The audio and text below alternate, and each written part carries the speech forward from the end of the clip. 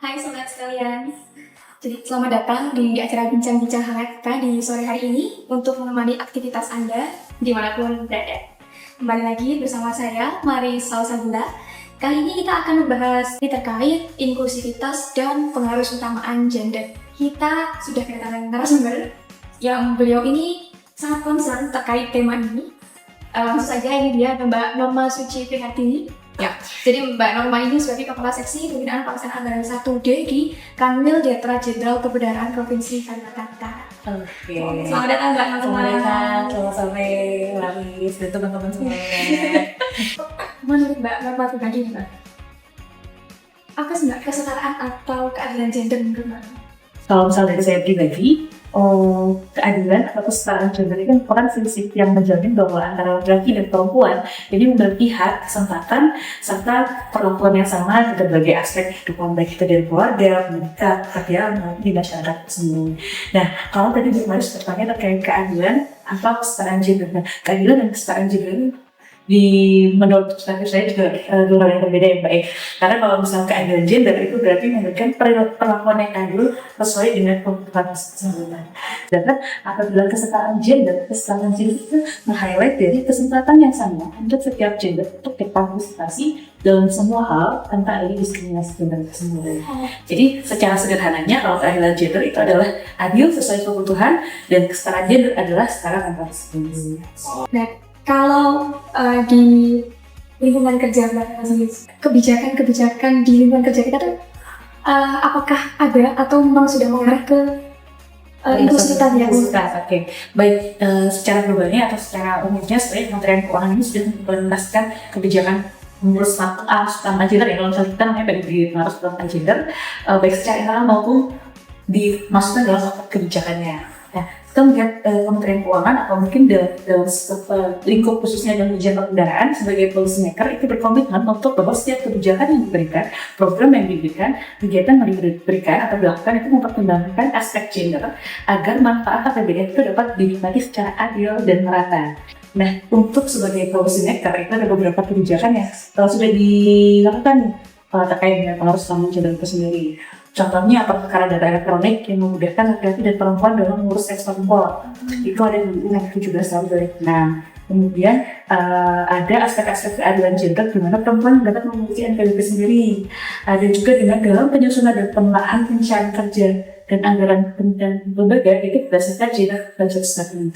Jadi di penyusunan NPAL-nya itu ada tagging untuk anggaran dan gender. Yang DJPB banget nih, yang sangat dekat dengan DJPB itu salah satunya adalah akses pembiayaan keuangan inklusif melalui program pembiayaan Pamkel.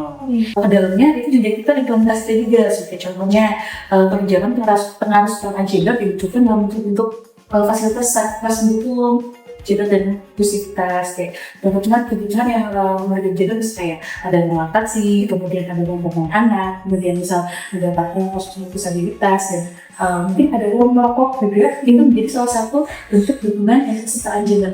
Jadi yang diberi fasilitas itu tidak hanya gender tertentu, jadi semua kebutuhan itu coba untuk diberi secara adil seperti itu. Nah, kemudian ada juga pemberian PKKM dari mulai teman-teman yang juga tahu itu juga ada juga dalam pelaksanaan manajemen talenta di Kementerian Keuangan itu menekankan sistematik berdasarkan kompetensi, kualifikasi dan transparansi tanpa diskriminasi gender. Jadi semua pegawai itu mempunyai hak dan akses yang sama untuk memenuhi kompetensi, kualifikasi, dan kemudian kalau dari pendidikan penuh untuk sebagai syarat di manajemen talenta, maka pegawai tersebut berhak atas peningkatan karir atau jenjang karir lain. Berarti di Kemenkeu termasuk di JPP ini seluruh pegawai tidak memandang itu laki-laki atau perempuan diberikan kesempatan yang sama begitu untuk mengembangkan karirnya, termasuk untuk mengikuti manajemen talenta itu ya. Sebagai contoh Mbak Norma ini juga sebagai seorang kepala seksi, pejabat pengawas. Nih, kita udah bicara kesempatan karir ya. Nah, Kemenkeu sendiri memang memberikan Kemenkeu dari JPP ya, memberikan kesempatan seluas-luasnya untuk terus berkembang dan ruang pengembangannya itu yang terbuka secara lebar. Pengembangan bisa dalam konteks kompetensi melalui pendidikan, diklat, course, media sertifikasi, selama itu mendukung arah dan kebijakan organisasi, itu pasti akan memfasilitasi tidak melihat kemampuan atau laki-laki. Sama halnya dengan konteksnya dalam manajemen talenta. Seluruh pegawai punya kesempatan yang sama selama memenuhi kualifikasi dan kompetensi yang disyaratkan. Jadi tidak karena dia laki-laki kemudian dia diselektif satu tahap, atau karena dia perempuan dia diperbolehkan untuk mendapatkan pengakuan tersebut. Tidak seperti itu. Nah, hal ini bisa juga dilihat perbedaannya adalah saya kan baru masuk di 2019 dengan kualifikasi yang sekarang saya sudah bisa untuk menerima dengan keterbukaan kesempatan itu harus dibarengi dengan komitmen dari yang bersangkutan, komitmen dari pegawai bahwa sudah kita kalau mau untuk mengikuti manajemen tak konsep ini. Mungkin bisa menggambarkan sedikit keadilan yang sekarang yang tadi saya sampaikan di depan. Mungkin ini tidak semua unit kerja di cukup dilakukan untuk pejabat perempuan.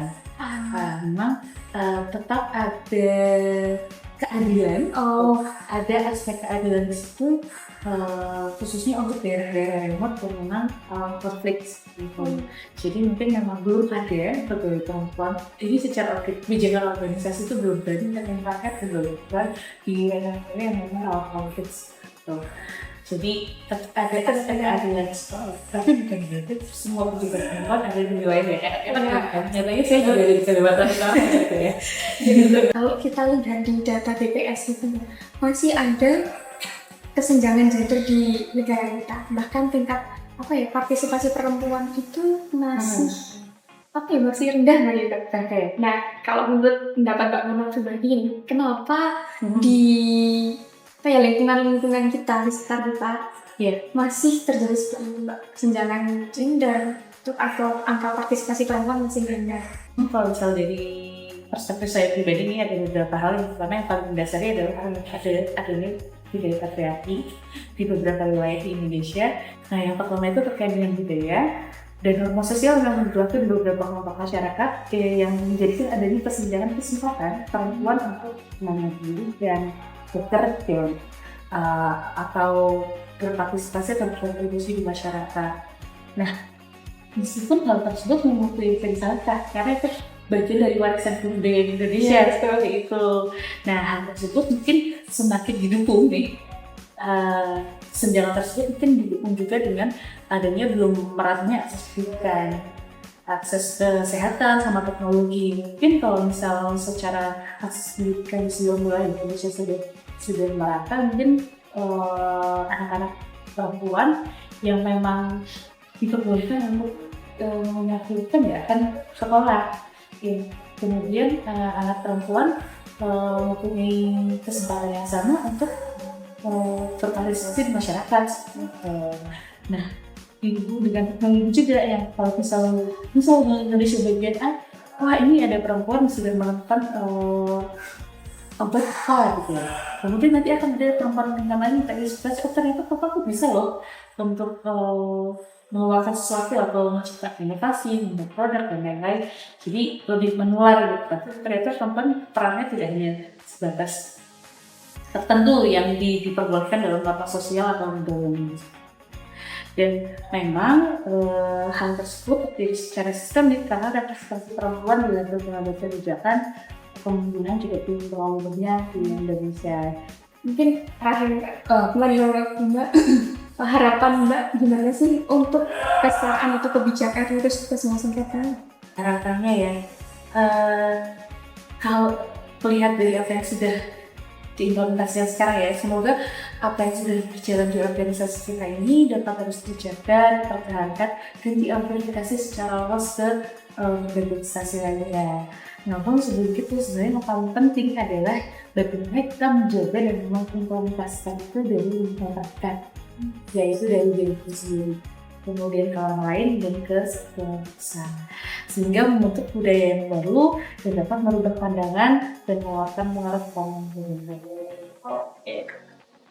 Terima kasih Mbak. Baik, sobat sekalian, mungkin seru sekali kebijakan kita sore hari ini. Tapi sayangnya karena ada waktu yang memisahkan. Mungkin kita bisa lanjutkan di lain waktu. Oke. Terima kasih Mbak Norma atas kesempatannya. Terima Sama-sama, kasih Mbak Mari. sharing-sharingnya Iya, sangat ini ya menginspirasi. Sampai Mbak Mari. bertemu di lain kesempatan dan Siap. selamat sore. Selamat sore.